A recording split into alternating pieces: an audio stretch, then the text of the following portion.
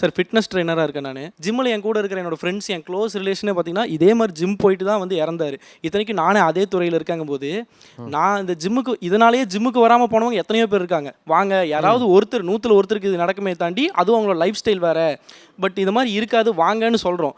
But சில நேரங்களில் இந்த நியூஸ் அதிகமாக நமக்குள்ளே வந்து சில நேரங்களில் நான் ஒர்க் அவுட் பண்ணுவோம் பார்த்தீங்கல்ல, அப்போ நமக்குள்ள அந்த நார்மலாக மூச்சு வாங்க பாருங்க, அந்த மூச்சு வாங்குறது கூட எனக்கு அந்த பயமாக மாறுது. இப்போ இந்த ஹார்ட் அட்டாக்லாம் ஜிம்மில் வந்துச்சுன்னு சில விஷுவல்ஸ்லாம் வந்ததில்ல, அதுக்கப்புறம் ஜிம்முக்கு வரவங்களோட எண்ணிக்கை குறைஞ்சிருச்சா?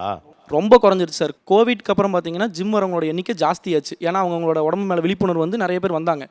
நல்ல ஒரு அந்த 1 இயர் நல்லா தான் போயிட்டு இருந்துச்சு. சமீப காலமாக இந்த இளம் வயது மரணம், ஜிம்மில் ஏற்படுற மரணம், செலிபிரிட்டிஸோட மரணம், இதெல்லாமே ஜிம்மில் நிகழ்கிறது எல்லாருமே பார்த்து ஒரு பெரிய பயம். ஜிம் சேர்ந்துருப்பாங்க, நாங்கள் எப்பவுமே கால் பண்ணுவோம், என்ன சார் ஜிம் பண்ணிட்டு இருந்தீங்க திடீர்னு வரதில்லை? இல்லை சார் நியூஸ் பார்த்தேன், வீட்டில் போவேணான்ட்டாங்க, எல்லோரும் பயப்படுறாங்க சார், அதனால் இனிமேல் ஜிம் வரல. ஜிம்முக்கு வரதே குறையுது இப்போ.